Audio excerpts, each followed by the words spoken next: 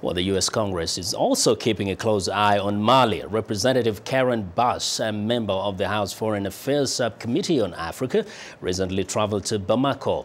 VOA's Ndiho sat down with Representative Bass to talk about her impressions and potential solutions for the region. Well, looking at both of those countries individually, in Mali, we were there for a day. We visited with the French troops. We also visited with the interim president. And we were encouraged by the fact that the French are winding down their involvement, and now 5 African nations are stepping up and will take over. I think the concerns in the north are still very strong. The French might have really impacted the, Al-Qaeda and the other folks that were there. But it's my hope that in the long term, the most important thing that can happen in Mali are the elections in July, a stable government, and addressing some of the root causes that led to the problem to begin with, which is the social and economic conditions of the country. A lot of people out there, even critics or some people who have really studied the region, seem to suggest that that's where the problem is coming from.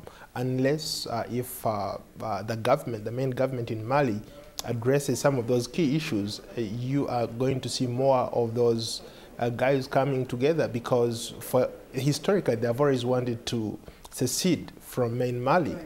But they've never had the opportunity. So one of the reasons why a lot of people think that these uprisings are coming up, it's because of the poor economic conditions.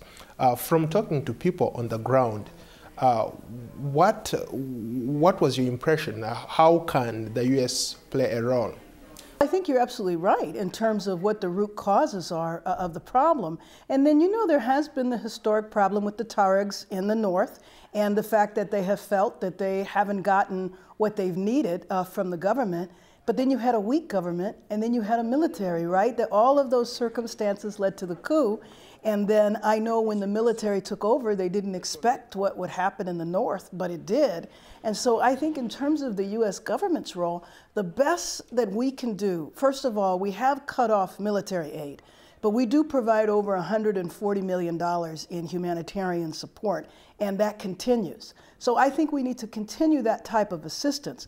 But we need to assist the Malians with their election that's coming up in July, as well as we need to assist them in building a stable government. But at the end of the day, until the economy is addressed in Mali, I think you'll still have the instability.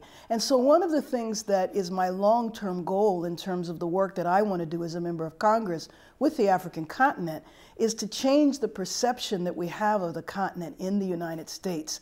And so you know that 7 out of 10 of the world's fastest growing economies are on the continent. Frankly, I think the United States is a little bit behind. Other countries such as China, India, Brazil are ahead of us in terms of our economic involvement. You talked about United States lagging behind in terms of looking at opportunities in Africa. A lot of critics might say that United States has actually been slow in trying to invest on the continent. They pretty much do a lot of development projects, but they are not investing in infrastructure. They're not investing in the people.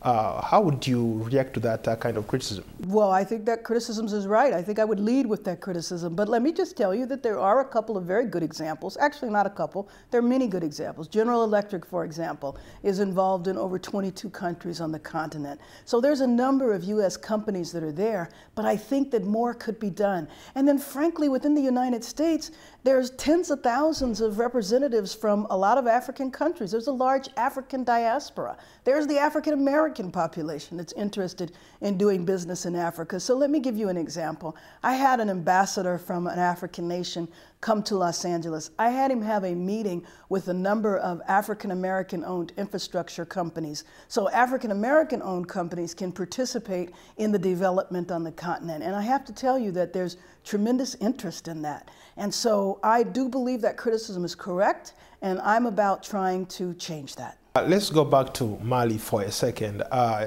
you talked about being on the ground, talking to people. Obviously, the French troops are leading the way. Right. United States is in the background. And so are the ECOWAS troops and all the other African nations are involved. Let me get an assessment of where you think if these guys have really accomplished their mission or if more work needs to be done. Well, definitely more work needs to be done. They've not accomplished their mission yet. But I do believe that the foundation is there for them to be victorious in the end. I think it's going to take a while. Well, that was VOA's Paul Ndiho with Karen Bass. Friday, in part 2 of our interview, Representative Bass talks about the M23 rebels and sexual violence against the women in the Congo.